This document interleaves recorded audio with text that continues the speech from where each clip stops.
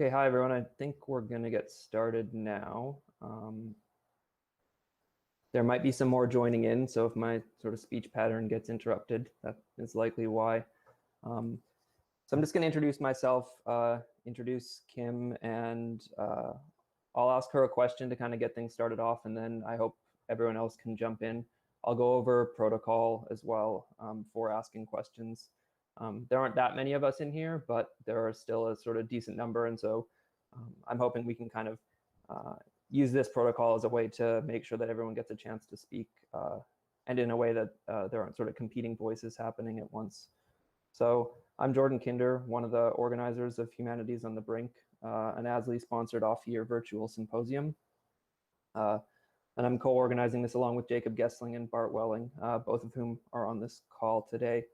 I'm currently a postdoc at McGill University in the Department of Art History and Communication Studies, as well as a citizen of the Métis Nation of Alberta. And I'm coming to you today from unceded Cayuga or Mohawk Nation territory. I'd like to give thanks today to Kim TallBear for her excellent talk. That's up on the UCSB conference website now. And hopefully everybody's had a chance to view that. That's sort of the animating focus for today's discussion. And thanks to her for being with us today to do this. And also to those on this call or who are live streaming through YouTube. I will caution that this is my first foray into live streaming conversations like this. So if the feed on YouTube is choppy for those watching, I am going to record this conversation and put the kind of raw recording up on YouTube as well. So that's sort of my tech backup in case everything goes poorly on the YouTube end of things, but I think it should be all right. So I'm hoping, like I said earlier, to just offer a sort of introductory question and then for participants to take over and for myself to play a bit more of a mediating role in the conversation. I do have a series of other questions, but I'd prefer to kind of not be one of the dominant voices today. So the protocol for asking a question is to signal in the chat function, which is over on the right-hand side of your screen. Beside the button that says people, it says chat. So just signal in there by saying I'd like to ask a question, or even maybe offering just a bit of a description of what you'd like to ask about. That way I could potentially choose, depending on kind of the flow of conversation, depending on how many actually signal in there. So I'll call upon you and ask that you just briefly introduce yourself, say your name, where you're from, and then ask your question as well. So as per sort of conventional virtual meeting practices as well, please keep yourself muted if you're not the one speaking. I can mute people, but it becomes kind of cumbersome to do that. So to get things started, I have a question that in part stems from your sustained engagement, Kim, with larger questions surrounding the relationship between theory and practice that kind of emerge in your talk. So one of the aspects that struck me was both how questions of positionality and relationality emerged as forms of theory and practice in a number of registers, some explicit, some less explicit.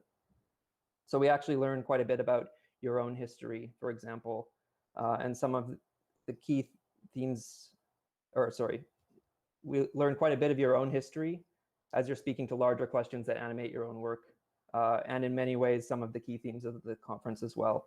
So does this form of theorizing come more organically to you, or is it something that's a bit more intentional and self-reflexive? Why might you see this as a significant mode? And what can we learn, those of us on the call today, as environmental humanities scholars? What can we learn from this kind of mode of theory and practice? And so anyone else can sort of jump into the chat and ask questions as Kim and I are talking here. Okay, I'm on, right? Yep. I just want to apologize too. I live on a really busy street and I shut all my windows except one, but if you hear sirens, it's probably from my end. So hopefully it won't be too bad. So it was about the relationship between theory and positionality was the first part of that question, right? Yeah. Yeah. Does it come naturally? I think I talk about this in the intro to my book, Native American DNA, a little bit, and I'm not sure much has changed since that time. I finished that book about 9 years ago. I think when I got into the academy and studied, especially with feminist science studies scholars who talk about things like feminist objectivity or strong objectivity, Donna Haraway and Sandra Harding, um, they gave me a language for describing the way that I had already learned how to learn and to see. This isn't, I talk about that in the beginning of that book. Growing up in the racial apartheid of South Dakota in the 1970s and early 80s, um, the as I said in this talk, right, everything was controlled by white settlers, mostly Northern and Western European Protestants, was the majority of the white population there. And of course, the school curricula were incredibly whitewashed. And so the way that I got Dakota history was at home.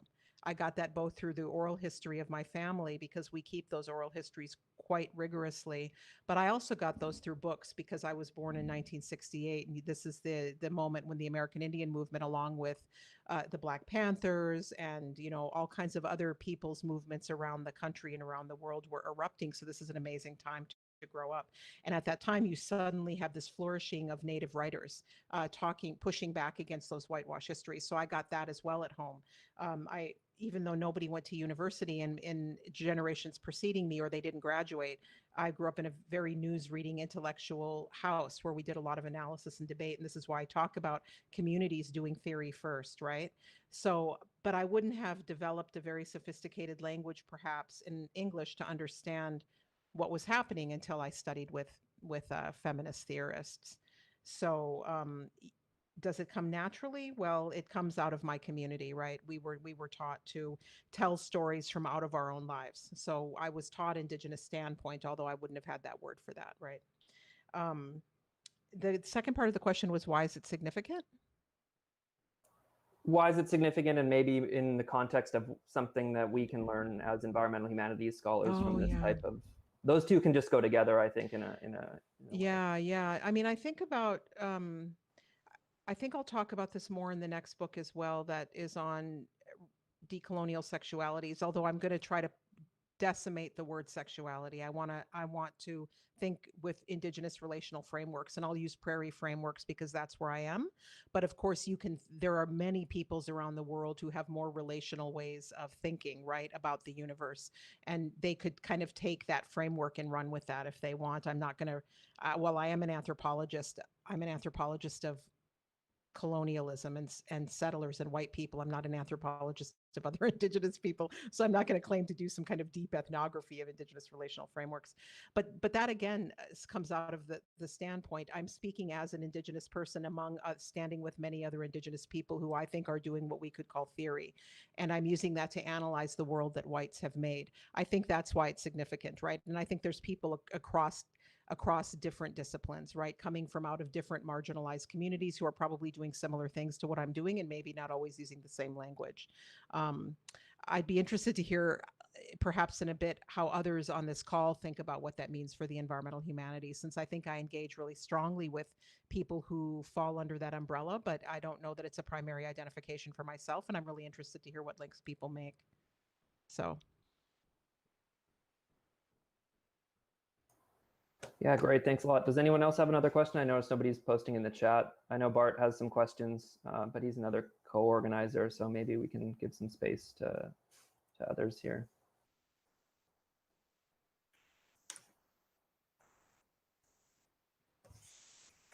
I'll just let you know too if this comes up later.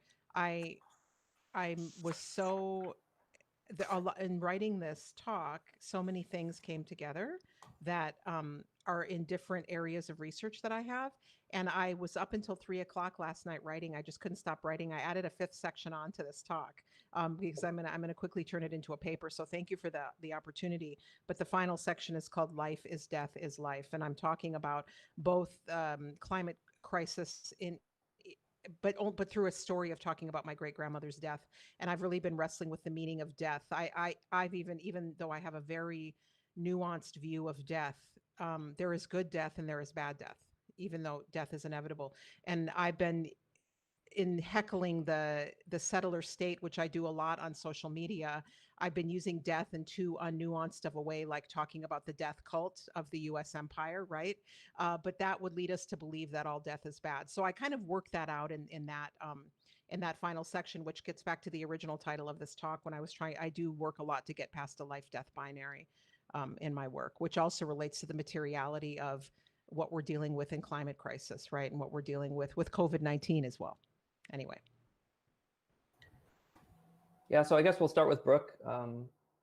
We'll just move down the list of people who've responded in the chat. Thanks, Jordan, and thank you so much, Kim, for the talk, and everyone for this wonderful conference.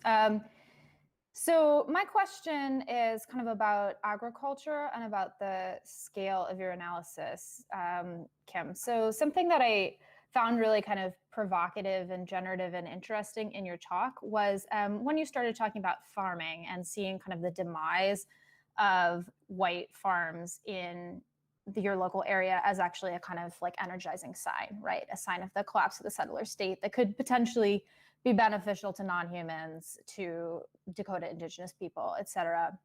And I found that really interesting. And I guess I wanted to ask kind of how you would think between what you sort of described as your hostile joy in that kind of local situation versus thinking about something like farming on a larger scale or thinking about it in other contexts. Because I think clearly there are local contexts in which people who are farming aren't white settlers, right? Or aren't exclusively white settlers. And I think there are people of color and colonized people in a lot of different contexts globally who are also at risk of losing farms because of climate impacts and because of other aspects of neoliberal capitalism. And that is kind of an ongoing struggle in a lot of different contexts. So I was just curious to ask you kind of how you would wrestle with that, with some of those kind of discrepancies between different local situations. And again, my question is about farming and about agriculture because that's something that I'm interested in. But I think you could also take this question to a sort of larger theoretical level, not just about farming. How do we wrestle with climate impacts that kind of, from your framework, could be beneficial in a particular context or for a particular people, but simultaneously also those same impacts harmful in other contexts, harmful for other people? Like, how do we wrestle with that as a kind of theoretical or methodological problem, or a problem of how we think about the scale of our analysis? Yeah, I think I was pretty careful to say I was talking about a particular kind of situation, right? So the final section I wrote where I'm trying to discern, saying like not all death is bad, right?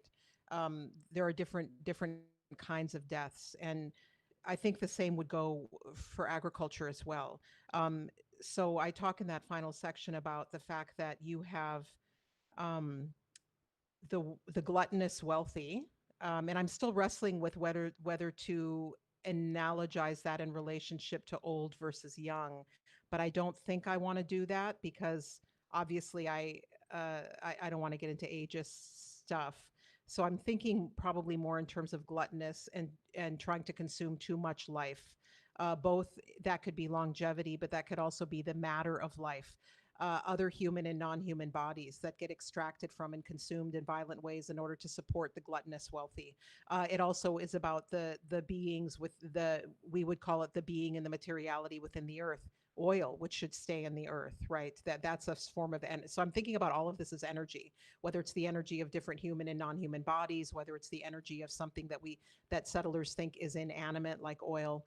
And so thinking about that good death and bad death, really what determines that is who is consuming too much in order that others never get to flourish in the first place, right?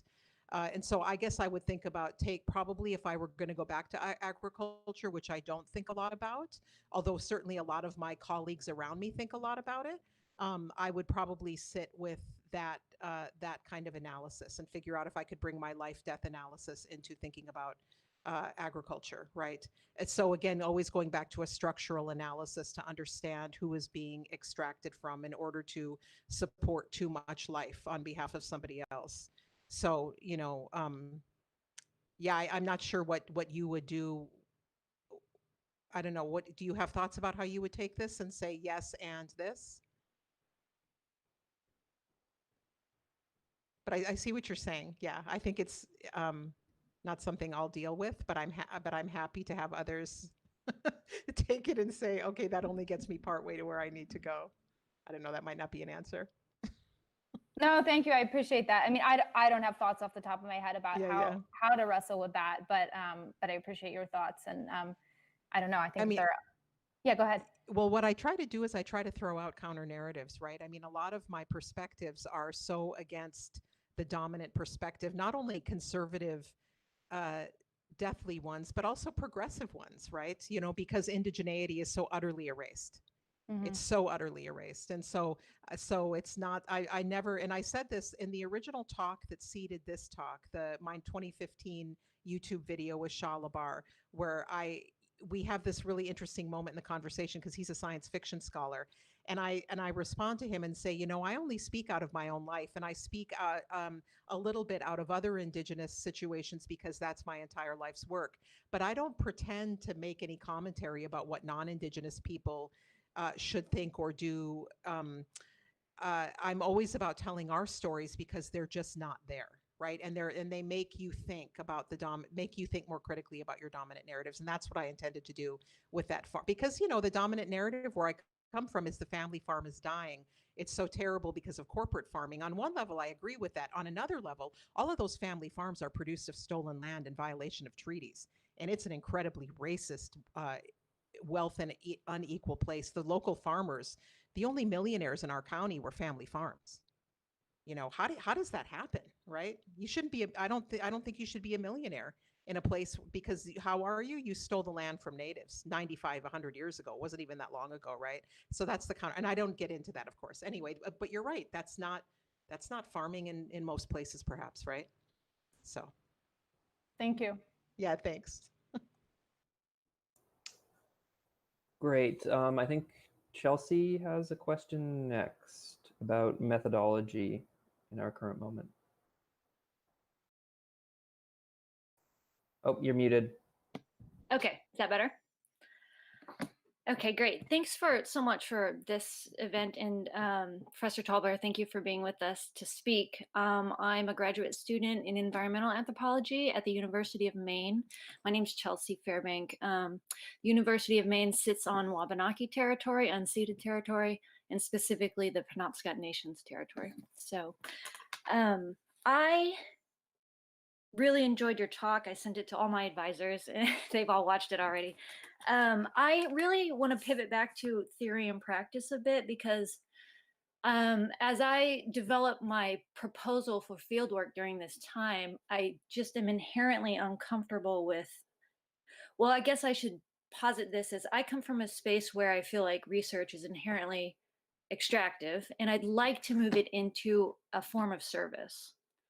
And I've always been uncomfortable with this term that gets thrown around in anthropological methodology of gaining access to communities, as feeling that that's inherently coercive of a method.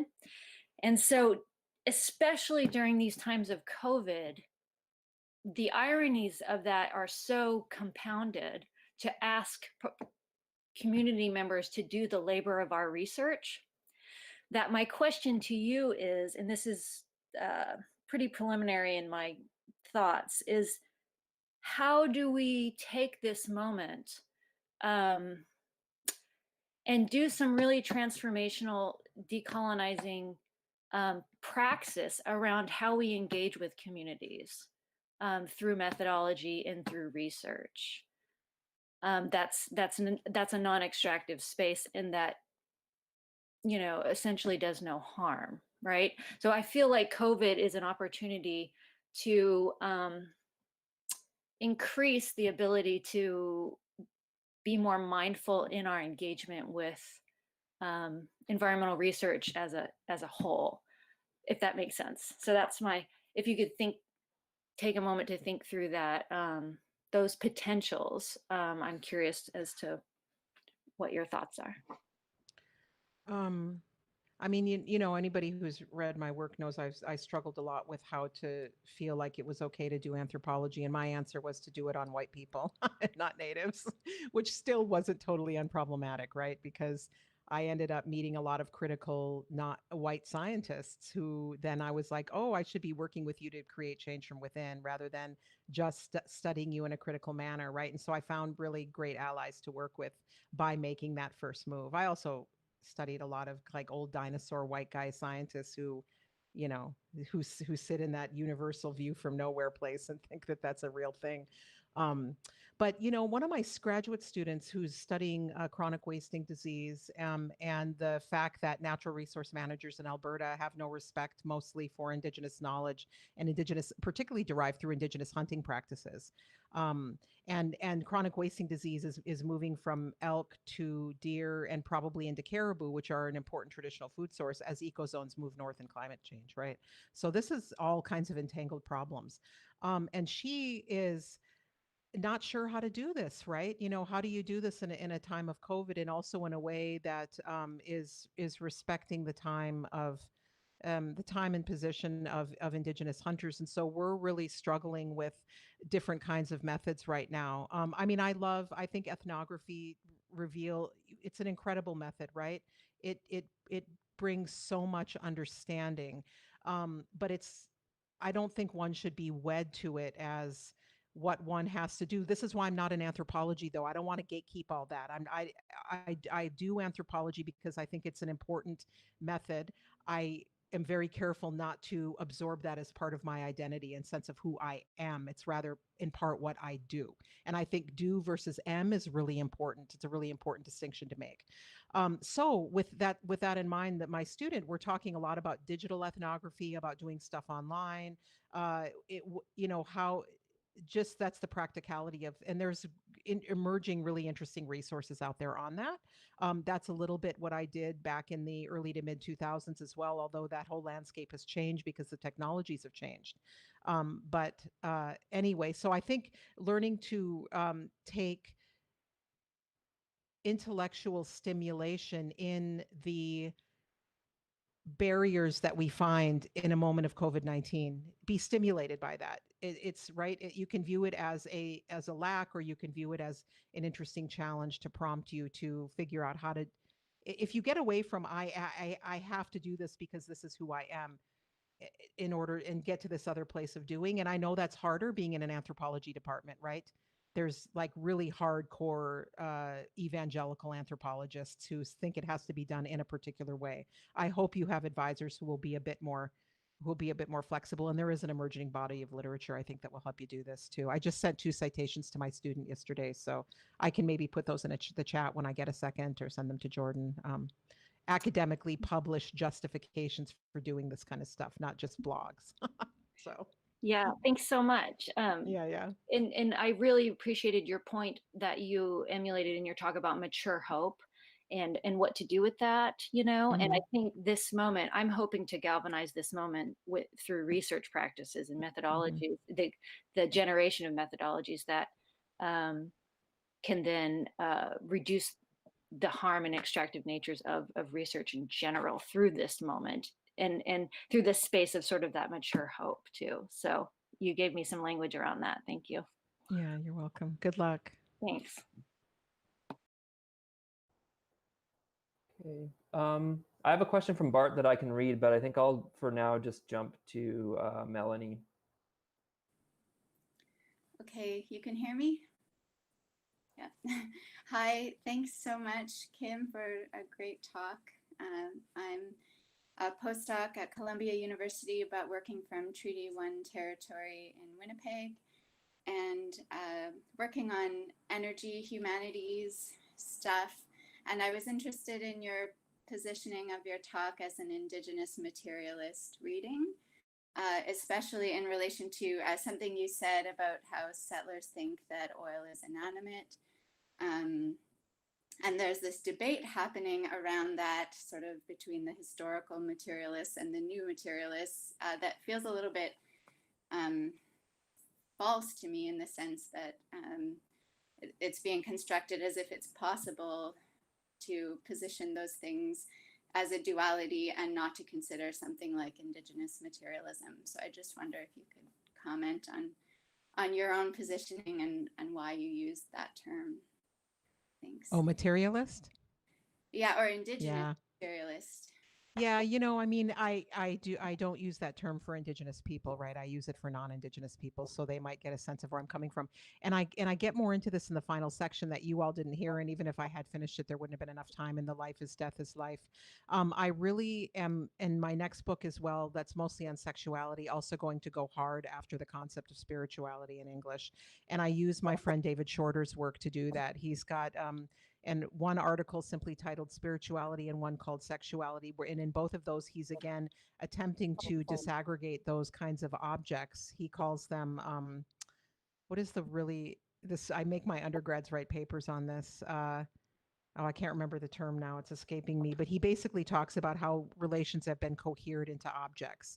And he wants us to think intersubjectively about relations instead of thinking of the object of sex or the object of spirit or spirituality. So I use the term materialist because I want to signal to people that I'm not just talking about spirit. I'm not just talking about some kind of intangible form of life force. When we speak about indigenous relations, which often gets translated into quote unquote spirituality or the sacred or something like that in English, but also now in our own contemporary indigenous thinking, what gets lost in that is an engagement with the material. What we call prayer was often a very material practice. You know, smoke is material, tobacco is material, sage and all of that is material. It has healing properties, right? There we're but because we have to operate in a settler kind of spirit material divided world where you've got they think there's science on one side and creationism on the other, that has completely perverted our sense of relating in a way that is both material and not necessarily graspable within scientific materialism, right? And coming from worldviews in which people are agnostic, we know there is so much that we don't know. We don't necessarily have to scientifically explain everything, although there might be greater scientific explanations for some of the things that we do that get classed as spirituality. So I'm only signaling to those of you who are allergic to spirituality what I'm doing when I use the word material. A lot of indigenous people would be like, what do you mean? And then because they wouldn't use that word, right? Um, and so you probably know more. I mean, you know a lot more than me, obviously, given your about the way that settlers think about oil. I'm kind of I'm assuming from all of the time I spend with them that oil is not a being that it might be considered to us, right, in the same way. And then I do read the New Materialists, but I'm not necessarily down with all of the differences between New Materialists and historical materialists. But every time I read that stuff, I make my own index in the back of the book. And I think in Jane Bennett and Vibrant Matter, I've got 47 indexes of where she erased indigeneity. Now, I know she didn't mean to, right? They just don't have any clue, many of the people working in these areas, about indigenous thought, and so this is kind of new to them. It's a very different language than what we use. I'd rather use our languages, but I am really interested in having incomplete, partially translated conversations between people who use these languages and materialists. So anyway, does that answer the question? Yes, thank you. Sort of. Okay, yeah. But yeah, the energy stuff is great. Sheena, what's Sheena's last name here at U of A? Wilson. Yeah. Sheena, we go to parties together, and so we used to before COVID. But yeah, she's doing great work, right? I think she's one of the main people doing that work. So. Well, thanks so much. Yeah. Yeah. So moving on, we have a text-based question that I'll ask out loud from Selena. Professor TallBear, can you elaborate on any resistance you've met within the academy, if any, when it comes to valuing community members' knowledge as theory, and any key tips that helped your colleagues to embrace this approach?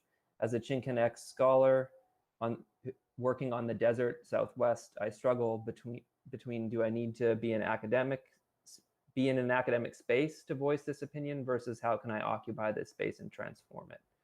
So very much picking up on conversations about theory, practice, and framing kind of community work in those terms. That extra bit was me interpreting the question there. Okay. But then the last part was, what was the last part of the question about? I struggled between, do I need to be in an academic space to voice this opinion versus how can I occupy this space and transform it? Okay. I think I understand that part, but if I don't, maybe they can clarify as I go. I haven't when I do run into resistance in certain quarters, And that's when I kind of slip into performance art mode. And luckily I hang out with a lot of performance artists, so I take inspiration from them. In fact, I've started to think about wearing costumes when I give talks. Like, you know how that Oliver Thorne guy on that philosophy tube, and then my friends Beth and Annie Sprinkle who do ecosexuality stuff. Um, anyway, because I think performance is a great way to do really critical theory. And as the settler state shuts down, as we're seeing other forms of protest by preemptively arresting people, performance art is going to be one of our ways to continue to be critical as they do that. So anyway, in the academy, yes, I have run into huge resistance. Like when I've given talks at the American Society of Human Genetics, people shaking their heads at me, walking out, standing up and shaking. They were so enraged. You're imposing politics onto our field. When my whole talk was just an explanation and analysis of how racial politics have helped form that field, right? But it's always the one who calls out racism who's the racist. So, and analyzes it, right? So yes, but what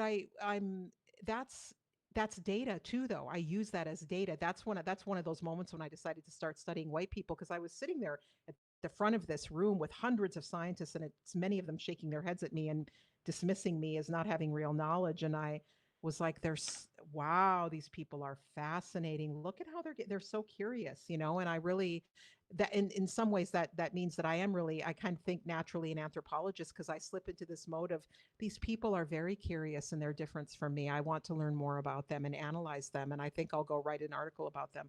So that was one way in which I pushed back against that feeling of, they don't want me here. They're resistant to what I'm doing.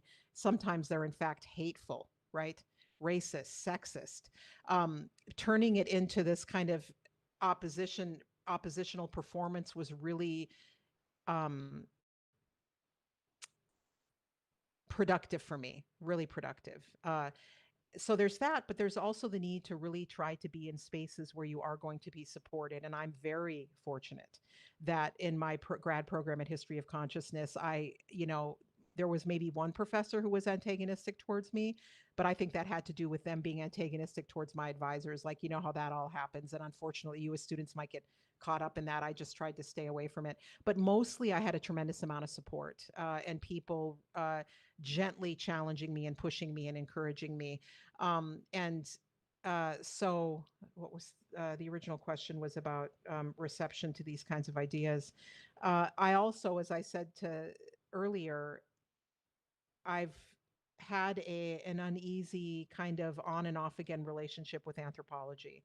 And I finally decided, after having been at the University of Texas in a really fantastic anthropology department where basically they get along like better than most physical and cultural anthros.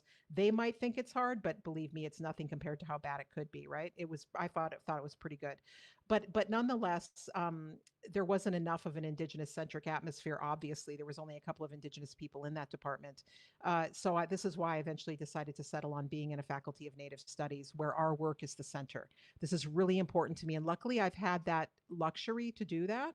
But I do encourage other indigenous people who are in anthropology and other fields fighting that fight of being the single token person there. I'm like, do you really want to be there? Knowing that, and this is, again, I'm speaking to other indigenous people in this, there have been an upsurge in jobs for indigenous people. So I think the people should really consider being in a place where indigenous stuff is centered versus going and trying to change some settler discipline, right? That's not what I want to do anymore. Now I know that I do have a position of privilege where I can even have that choice, right? I mean, I may be getting away from the original question.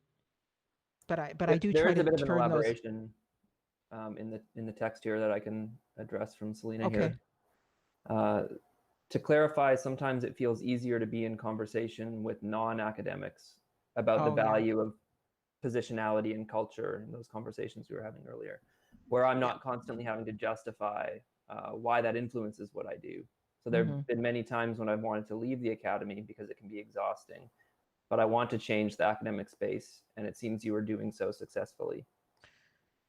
Yeah, I mean, you know what has helped me though is this is my second career, right? I was a planner and a policy person first, and that made me I think it made it easier for me to take risks.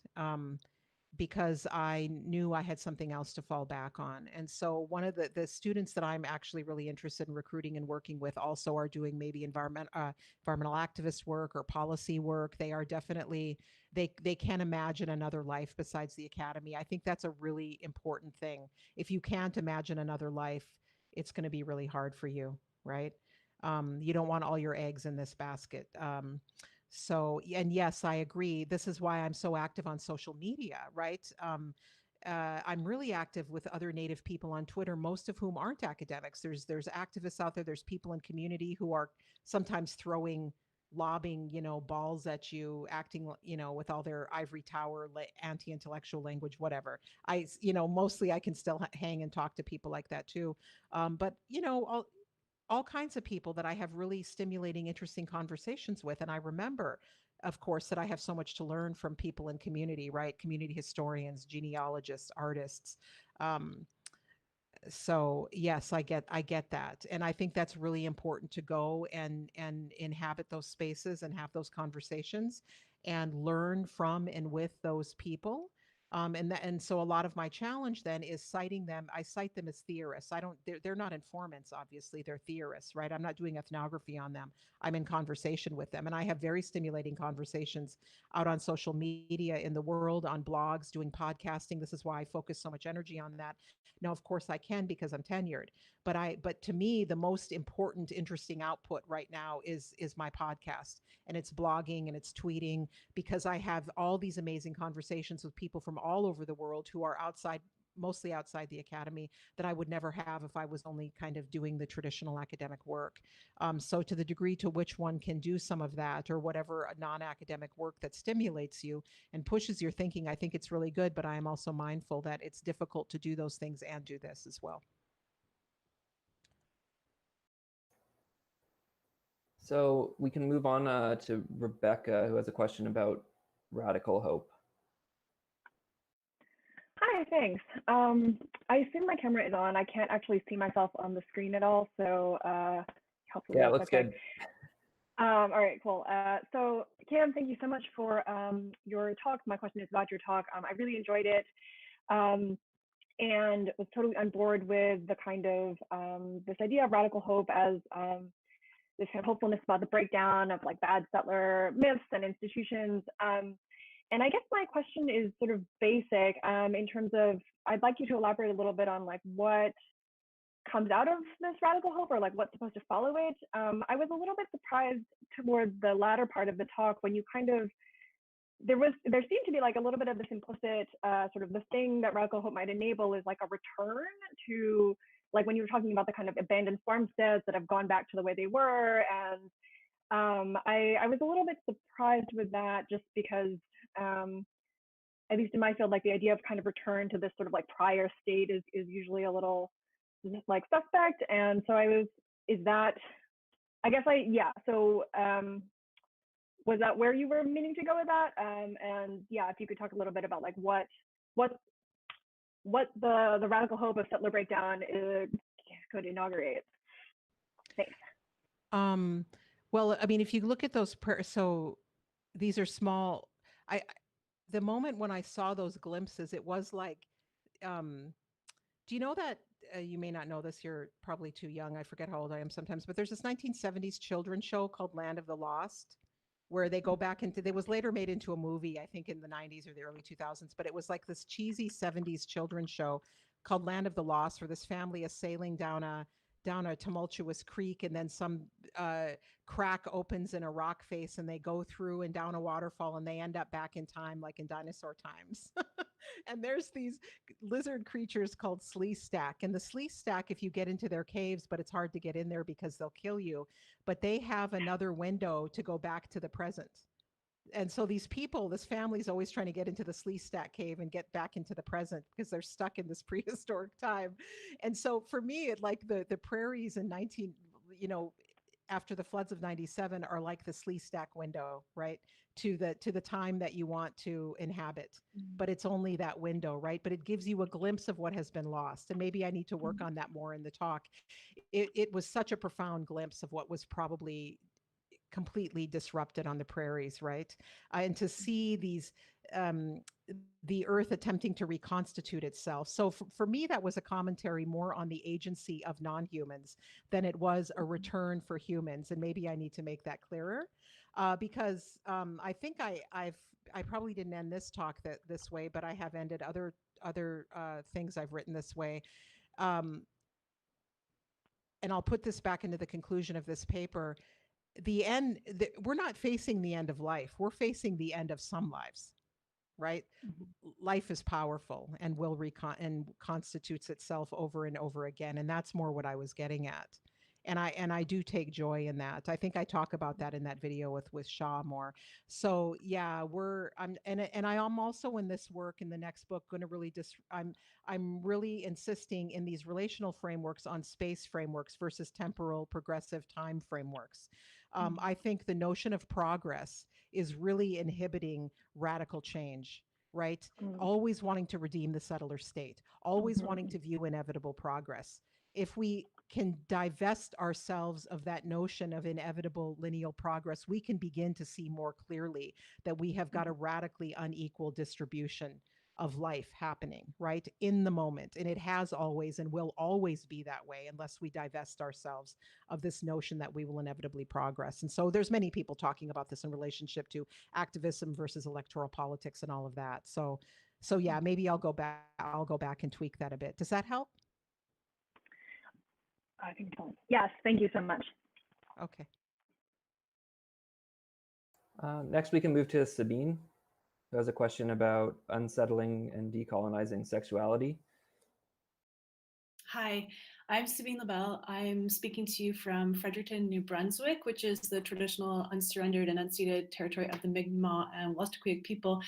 I teach at University of New Brunswick. So the short version of my question is just to ask you, at the end of your talk, you sort of say that you want to get more into, in the context of the settler 2020 apocalypse, about decolonizing sexualities. And you just said, calling it decimating the word sexuality. So the short version of my question is that sort of the longer version of it for me is, right at the beginning of the COVID crisis, I listened to the podcast that you did with Adrienne Keene and Matika Wilbur, and you talk a lot about the sort of ways in which sexuality and relations and stuff like that are very much settler constructs. And so during COVID, and a lot of the work I'm doing is on queer futurity.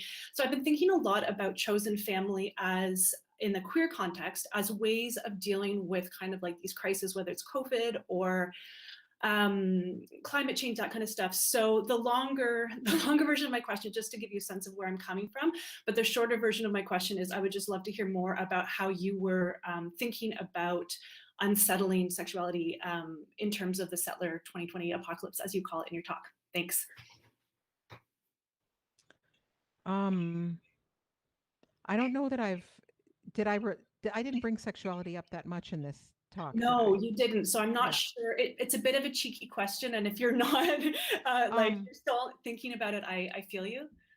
Yeah, no, I mean, I guess I haven't really thought about it as much in terms of content around sexuality in relationship to this, as much as I'm thinking about sexuality within the same framework as I'm thinking about environment or nature or the demise of U.S. empire, right? We need relations instead of, so that's where I'll go with that. But I'm sure it will all tie together, because this next book is going to have a chapter on ecosexuality and indigenous ecoerotics. It's going to have a chapter on non-monogamies. It's probably going to have a chapter on methodologies and knowledges versus disciplinarity. So I'll use that relational framework to reread multiple areas and insert a different kind of language around them. So,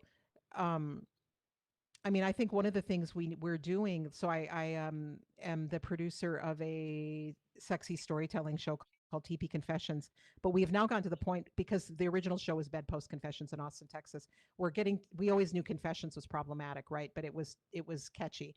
We're getting to the point now where we're probably going to change the name to Red Erotica. The Red Erotic Review, I think, is what we're going to do. But anyway, one of the things we're doing is we're hyper going towards sexuality and being explicit and open about it in order to push through it and get back into relations, right? And this is what's happening, I think, in Indigenous communities. A lot of what I have learned, my most profound learning in the past 5 to 7 years since I've been doing non-monogamy has been from young queer and two-spirit people. They are living they are rejecting the script that my generation largely did not do as much rejecting of, right? But yet and it's interesting to watch them operate between Indigenous frameworks, although two-spirit's a pan-Indigenous framework, but people also attempting to understand gender roles and and quote unquote sexual relations within their tribal traditions, right? Because many different Indigenous peoples had all kinds of different varied gender roles, all kinds of different names for how people related to one another physically, right? And many of them go between sometimes identifying as queer or in one of the many kinds of categories within that framing, or identifying as two-spirit, or even I know Dakota people who identify as Winkte, which is one of our other gender roles. And I see them playing with this and identifying in different ways depending on who they're with and who they're speaking to. And so one of the things I'm going to talk about is recognizing that queer is a form of settler sexuality. It's a critical form of settler sexuality, though, that's attempting to oppose heteronormativity and gender binarism. It's not Indigenous, right? And so this is the kind of line I operate in, wanting to be in conversation with those non-Indigenous people who are also trying to find ways to critique settler normativity, while also knowing that their ways are not Indigenous ways. It's the same way with me trying to be in conversation with the new materialists, right? So that's the kind of conversation I'm going to have in this next book as well, and we'll definitely relate it back to these topics. I don't know if that's an answer. Thank you, though, for so much to talk about. Yeah. Yes, so much to talk about for sure.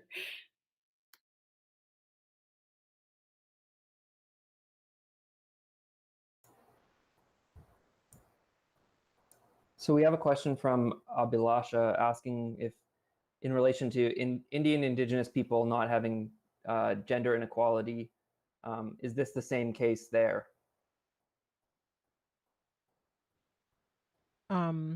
Gender, you mean among Indigenous people that I work with? Yes. Oh, good, interesting question. Well, obviously we have a lot of gender inequality because, colonialism, but historically, I think again, you'd have to go into the practices of particular peoples. This is where I tend to go back to Dakota examples, and of course, there's still a lot to learn because the colonizer really did a lot of work in breaking down our gender systems and our kinship systems, which includes what we today would call sex, right? I don't like the word equality, and I would attempt to get at words that are different than that. But equality to me implies sameness. That's not to say that we shouldn't be focused on things like consent and other forms of ethical values. I would want us to dig under the surface of equality and say, what are we really attempting to get at? Because we're not attempting sameness necessarily. So I think historically, yeah, I can't really answer that because I haven't done enough study yet, but we do talk a lot in our communities about having a lot of gender diversity and sexual diversity in our histories, and still retaining some of those roles and some of those practices, although they are heavily sanctioned because we have many people indoctrinated into Christianity, heteronormativity, homophobia in our communities, right? Because of Christianity and colonization. So attempting to reconstitute in the 21st century in contemporary ways of life. I guess what I try to talk about in my work is not that we go back, to get back to the previous questioner, but rather that we take fundamental Dakota orientations to the world and figure out how to manifest those today with the tools and the resources that we have. So as James Clifford, my other PhD advisor, would say, that's a contemporary Indigenous articulation, right? You have something old and something new, and those get rearticulated in what you do now. So that's kind of, I think, what I'm thinking about and what a lot of young Dakota and other Indigenous queer and two-spirit people are thinking about. So I have some potential last questions. We have one from Bart, who's asked me to read it. So this is Bart's voice filtered through me. It says, you talk about the prospect of defunding the police and returning stolen lands to indigenous people, both of which require white people to cede power. Of course, the loss of power, real and imagined, is exactly what terrifies Trump supporters and probably more than a few white liberals as well. But powering down in every sense is exactly what settler colonial culture has to do if human civilizations and the biosphere as we know it are going to have a fighting chance of making it through the next few centuries. What do you consider the most effective strategies for persuading scared white people that powering down is actually the best way forward? Or do you think white collapse, the abandonment of farms, the ruination of the white-controlled state is the only viable option in view of so many white people's violent intransigence, their embrace of authoritarianism, and so on? I wonder if white people aren't better equipped to say what can change white people's minds. You know, so this is, I jokingly say it, and this is an old white guy too, but this is my this is my Settler Apocalypse 2020 scriptures. I don't know if you can see it. Can you see it? Is it too dark? It's Johan Galtung, who's a founder of Peace and Conflict Studies. He's like 90 now. He's from Norway. It's called The Fall of the U.S. Empire and Then What? Successors, Regionalization, Globalization, U.S. Fascism, or Blossoming. He published this in 2009. He's been on Democracy Now! In 2010, Amy Goodman interviewed him on Democracy Now! This book came out in 2009, but in 2020 or in 2000, he predicted the fall of U.S. empire by 2030. When 9/11 happened and he saw the U.S. response to it, he moved the date up to 2020, precisely October 2020. And he's finishing this book 6 weeks after Obama's first inauguration. And he says, Obama could have helped the U.S. empire fall more softly. It appears he will not. Because this whole book is about the U.S. empire is going to fall. And this has been in play for a long time. It can fall more softly or it can fall more hardly. It's up to the U.S. Clearly, they're not choosing the soft fall. They're choosing, that's inevitable. So I left planning because I don't want to make plans for what we should do. This is where I am more of an anthropologist than a planner. I observe what's happening and then say what I think is happening versus what I think should happen. I don't know what should happen. I think the people are deciding what will happen. And I was thinking last night, watching what's going on in Portland, watching what happened in Minneapolis, and I grew up also in part in the Twin Cities, so that's home for me. And so I had a lot of inside Facebook feeds and things watching what was going down in South Minneapolis. I think it is a mistake to view those people in the streets as better patriots than the ones in the White House. I think the most moral among those people they're bad patriots. Let's not be patriots. Let's be bad citizens. I don't want to be a citizen. I want to be a relation, right? That's where, so for me, this is why I'm working on changing frameworks, right? This is my work as a theorist, right? And as a good relative, I'm trying to work on changing these frameworks. And I'm not an activist. I'm not an organizer. That is an area that I don't have skill. And I'm really impressed with and respectful of the fact that some people have those skills and I don't, and we need those kinds of skills in the world. But those are probably the people you need to ask that question to. The work that I'm doing is trying to impose a different kind of framework in my thinking. I don't know if I answered that question. No, that's fine. I think I'm just like, as a scared white person myself, surrounded by scared white people. And yeah. I can't, I can't talk to students about Trump.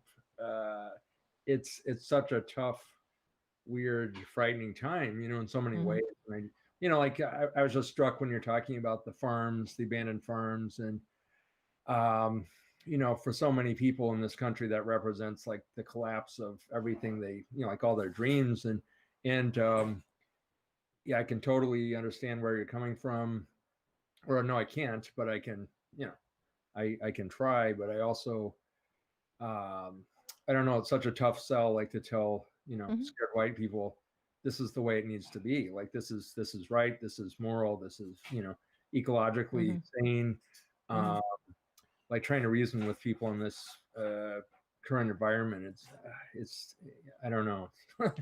I feel for you. When I was talking to Shaw in that 2015 video, he said because he teaches a course on climate crisis, and he said, and we're in Alberta, right? Like oil and gas country. And he said, yeah, I've got a lot of climate deniers in my class when they first come in, even in a gender and women's studies class. And he said, I take them to the brink of, I take them to despair. I assign everything that makes them despair. And then I try to bring them back to say, now what? And I said, that's so interesting, Shaw, because in Native studies, I would never have a climate denier, never. We have completely different student bodies. So I don't, I teach Native students, and I teach students who are willing to subject themselves to being within a Native studies department. They're willing to submit to our ontological authority. Not everybody is, right? Yeah. So anyway, you might want to watch that video too. And I think Shaw's really interesting, but he's filled with despair really regularly, and he talks about that. He also went to HISCON and is a former Donna Haraway student. So yeah, and that's part of that conversation. Us sympathizing with or attempting to understand where the other was coming from, but understanding that we're standing in really, really different places, and we have really different strategies for how to cope with this. Good luck. Yeah. Well, thank you. Thank you very much. And thanks, Jordan. Do we have time for one more? I think we have one more in the chat, if that's okay. Julianne, do you want to take the hot seat? Hi, can you see me? Yeah, everything's good. Great. Hi, thank you so much. Let me take a stab at this. I was listening to you talk about energy with so much interest, and recently I was really captivated by chief of the Vantat Nation in Fort Yukon, and he was also talking about I think he said that energy, the meaning of it had been appropriated by the oil and gas industry, and he was talking about it in terms of flows from cotton grass to caribou to people and so on. And then my thought went right to, well, within the settler colonial conservation movement, there's also a legacy of thinking in terms of food webs and energy in this way. But in those cases, indigenous peoples like the Gwich'in and Dakota and everyone have been written out and replaced by white people who are on this path of moral ascendancy, sort of maybe self-redeeming themselves from making such a mess of things. So I guess the question might be, and I'm thinking about Kyle Powey's white here too, bringing this to mind, like what important differences might there be between that white settler colonial idea of food webs and energy flows and what you're talking about? Or if Dana was here, I would ask him like if there are important differences to think about, and so that that doesn't end up getting reappropriated to by settler colonial conservationists, if that makes sense. Yeah, I mean, I also, I've moved around so much. For 5 years, I was in the environmental science policy and management department at Berkeley in the College of Natural Resources. And so I had a lot of students also working with political ecologists and working with, environmental scientists over on the science side of things.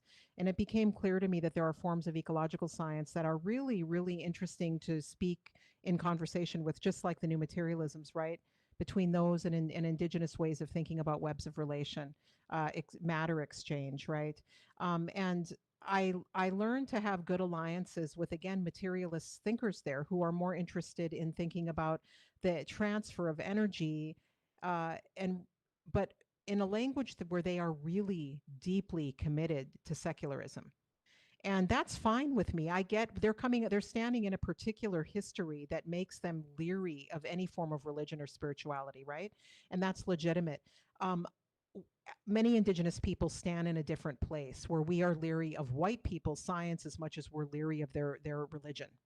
And again, so for us, we can speak about energy transfer and things that some people might be committed to in a scientific language, we can speak about those in languages that might have vestiges of what you would think of as spirituality. And again, I think attempting to have conversations with partial translation in language. So when I'm speaking to somebody who's a first language Spanish speaker with limited English, and I'm a first language English speaker with limited Spanish, we still manage to speak, right?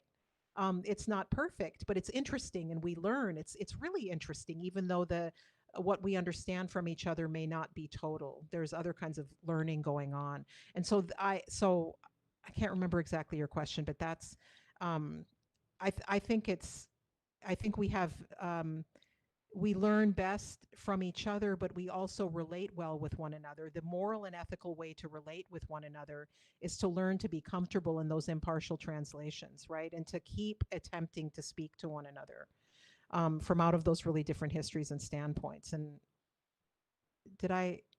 is there another way you can get me to answer that question? That's wonderful. And I think like touching on that incommensurability of languages is like so pertinent. And I think that's what. Yeah. And I think not appropriating is an act of respect, being curious, but having that curiosity sit alongside what you know. I mean, I get your point about not appropriating, right? Indigenous people are not here to save white people. Right? It's not what we're here to do. I think we could probably agree that we probably can come to some kind of common commitment about justice, although we wouldn't all use that word, about who gets to live, and all that kind of thing. But it's saving settler society is not what we're about. And I'm watching these activists in the street. I know there's all kinds of different people are standing in really different positions in the streets of Portland or Minneapolis, right? There are some people that are really committed to redeeming the settler state and making it multicultural and inclusive. And there are others who are like, no, that ship has sailed. We need something different. And all of those voices are in those streets together, not completely agreeing on what their end goal is. And I'm focused on those who don't want to be patriots, who want to be bad citizens, but want to be good relatives. And not all of those people are Indigenous. There's plenty of other non-Indigenous people out there that I think I could have a good conversation with about this that would agree. Yeah, I'm not trying to be a good progressive citizen. I'm aiming for something else. And maybe some of those activists have a plan. Right now, I'm the anthropologist watching the inevitable decline of U.S. empire, and it's going to be hard.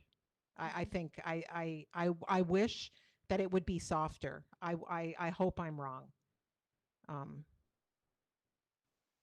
Yeah. Great. I think that wraps it up. Thanks everybody for joining us, and thanks Kim for giving some of your time here to have this conversation with us. I think we crystallized in a lot of the themes of the conference in a way that was very important. So thank you.